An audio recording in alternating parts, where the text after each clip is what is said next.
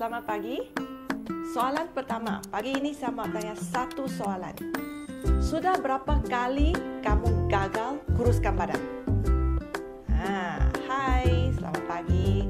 Saya Phoebe, coach kuruskan badan anda, dan hari ini saya mau berbincang topik mencapai impian, goal dan keraguan. Tiga aspek ini. Goal, kalau kita ambil goal kamu, impian kamu atau goal kamu, tolak keraguan kamu akan dapat realiti kamu. Apa maksud statement ini? Statement ini bermaksud untuk kamu mencapai goal kamu dan menjadikan goal kamu sebagai realiti. Jadi bermaksud jika kamu ingin melihat impian kamu menjadi realiti, kamu perlu menolak keraguan yang kamu ada dalam fikiran kamu.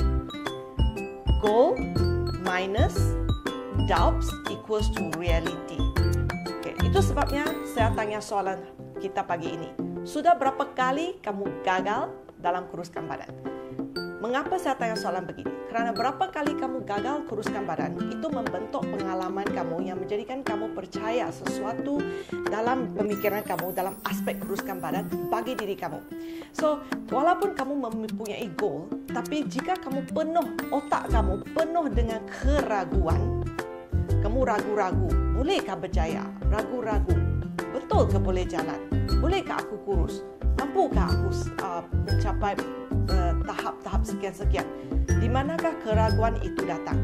Keraguan ini datang daripada pengalaman yang lepas. Dalam aspek kuruskan badan, banyak antara kita yang telah mencuba berbagai-bagai cara untuk kuruskan badan bertahun-tahun sebelum ini. Kamu pasti ada mempunyai banyak pengalaman yang pahit. Pengalaman yang mengajar kamu bahawa kamu tidak boleh berjaya.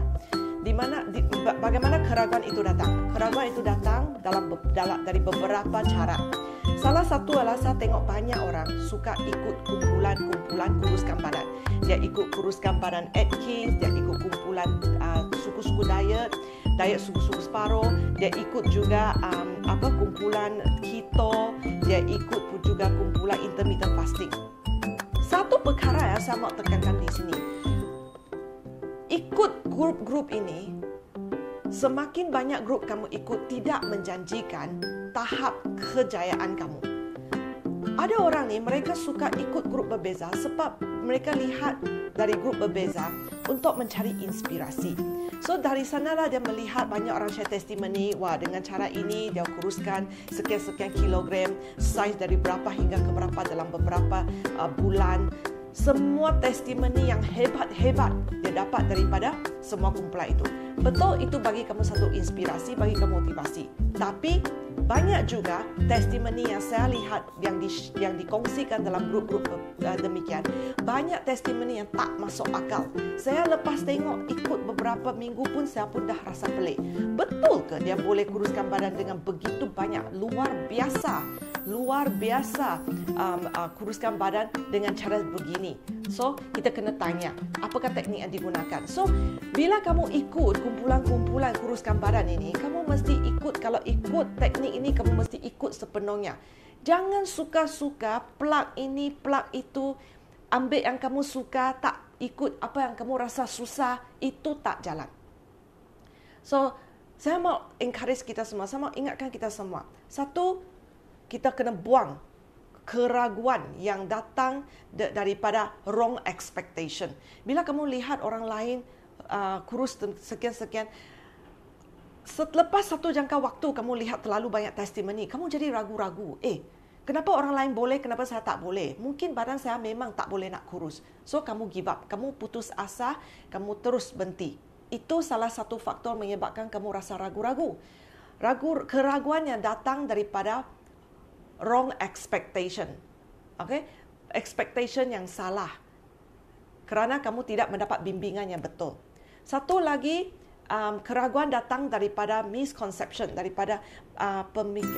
misconception yang berfikir bahawa untuk kuruskan badan kamu mesti ikut diet super ketat. Saya memang tidak menolak saya tidak menolak kejayaan kuruskan badan menggunakan diet super ketat. Saya suka kata diet super ketat sebab kalau nak kuruskan badan memang kena diet, ada tahap dia. Tapi kalau super ketat punya diet super ketat, berapa lama kamu boleh tahan? Okay? Dan diet super ketat ni, sebenarnya diet begini sangat simple. Very simple. Kamu tak payah belajar seni kuruskan badan. Kamu tak perlu faham mendalam mengapa buat sekian-sekian perkara untuk kuruskan badan. Kamu cuma perlu ikut program. Pagi makan ini. Tengah hari makan ini. Malam makan begini. Di antara waktu tak boleh makan ini, tak boleh makan ini, tak boleh makan ini dan tak boleh makan ini. Itu adalah diet ketat. Diet ketat sangat simple. Saya kata simple. Dalam bahasa Melayu saya tak boleh cari perkataan ini sebab perkataan bahasa Melayu mudah ni, banyak maksud. Tapi dalam English, dalam aspek ini saya nak tekankan. It looks simple sebab kamu tak perlu fikir, kamu ikut saja. Tapi very difficult. Very difficult. Simple but very difficult. Diet ketat simple tapi susah nak ikut. So, kalau kamu pernah ikut diet ketat untuk kuruskan badan dan kamu gagal, kamu akan menanam satu kepercayaan dalam pemikiran kamu bahawa kamu gagal kuruskan badan kerana kamu tak cukup tekad. Dalam bahasa Inggeris, tekad kita panggil willpower. Banyak orang, sejak saya kecil pun, semua orang bagi tahu saya, you must have willpower, menolak godaan makan. Kalau kamu boleh menolak godaan makanan dengan willpower kamu, kekuatan dalaman kamu, kekuatan hati kamu tu, if willpower is strong, you can do everything. Which is true. Saya tidak menolak tekad memang penting. Dalam usaha kuruskan badan pun perlu ada tekad. Tapi bukan tekad semata-mata. Kalau nak berjaya kuruskan badan, kamu tidak boleh bergantung sepenuhnya 100% tekad. Sebab tekad satu-satunya, kalau kamu guna teknik tekad sahaja, kamu pasti tidak akan berjaya kuruskan badan untuk jangka masa panjang. Mungkin kuruskan badan 2-3 minggu mungkin boleh. Biasa minggu keempat sudah give up, tak tahan dah. Willpower sudah terbang entah pergi mana. Okay? So, macam mana kita mau menjadikan impian kita menjadi realiti? Impian boleh menjadi realiti jika kamu boleh get rid of doubts. Kamu boleh get rid of keraguan. Kalau goal, tolak keraguan, kamu akan melihat impian kamu menjadi realiti. Jadi macam mana mau get rid of keraguan? Itu soalannya. You get rid of keraguan, kamu get rid maksudnya kamu buang, kamu singkirkan keraguan melalui belajar. Belajar seni kuruskan badan. Belajar apakah faktor yang menyebabkan badan kita simpan lemak. Belajar apakah yang membantu badan kita bina otot supaya otot boleh bakar lemak. Kita belajar juga seni memberi motivasi, bantu diri kita macam mana nak handle boring eating. Banyak kawan-kawan kita di sini bila dah boring dia akan cari makanan. Ada pula orang bila dah stres, badan dia simpan lemak. Lepas tu bila stres, tangan dia akan pergi cari potato chips, cari kek, cari makanan bergula tinggi. Ada juga kawan-kawan kita bila dah boring, tak ada benda buat, dia akan cari makanan. So, bila kamu masuk kelas, kamu belajar seni kuruskan badan, inilah benda-benda kamu akan belajar. Bagaimana berkawan dengan makanan. Berkawan dengan makanan tidak bermaksud hari-hari makan tau.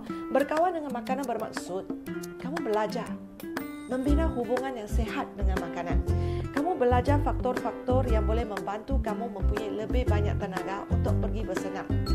Itu semua adalah hasil daripada kelas yang kamu ikut, live yang kamu dengar. Ikut betul-betul bimbingan daripada coach yang kamu percaya. Jangan suka-suka dengar orang ini kata, orang itu prinsip dia ikut teori macam-macam. Bukan saya kata ikut teori macam-macam tak bagus. Tapi masalahnya kita sendiri. Kita plug apa yang kita nak. Kita ambil yang kita suka, kita tak mau ikut apa yang kita tak suka. Ended up semua yang kita ambil, kita buat formula baru. Dan formula itu bukan formula kuruskan badan. Itu formula gemukkan badan. Itu sebabnya lah banyak antara kita masih gagal untuk mencapai goal kuruskan badan. So, hari ini saya nak tekankan kepada saudara-saudari. Satu, jangan main ikut saja. Orang kata apa, kita ikut. Kamu mesti tahu apakah teknik kuruskan badan yang kamu nak ikut dan ikut sepenuhnya. Jangan suka-suka cari coach ini, coach itu, coach ini, coach itu. Sebab coach-coach berbeza mungkin mempunyai prinsip teknik kuruskan badan berbeza. Okay? So, goal minus doubts equals to your reality. So, tanya diri kamu, berapa kali lagi saya nak gagal kuruskan badan?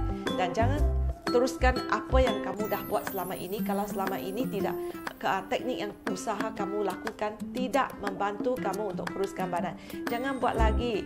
Makin buat makin gagal. So, ikut teknik yang betul. Pilih teknik yang sesuai untuk kamu waktu ini. Saya secara peribadi tidak endorse, saya tidak endorse seperti yang saya share dengan klien-klien saya dalam one-to-one consultancy. Saya tidak endorse satu-satu teknik kuruskan badan. Saya tak endorse Atkins dan tolak keto, tolak intermittent. Tidak. Saya percaya semua teknik ini boleh jalan. Cuma kena sesuaikan teknik itu dengan gaya hidup kamu pada waktu ini. Dan saya memang percayalah, cut karbo dan cut gula itu memang saya percaya. Tapi secara general, semua teknik boleh jalan. Cuma kamu perlu ikut teknik itu, ikut betul-betul. Jangan main ikut teknik ini, pilih sedikit, ambil sedikit. Kalau nak ikut all the way. Then you will see result. Alright? So, sentiasa belajar ilmu kuruskan badan untuk bantu kamu singkirkan keraguan yang boleh menjadikan impian kamu itu terus menjadi mimpi sahaja.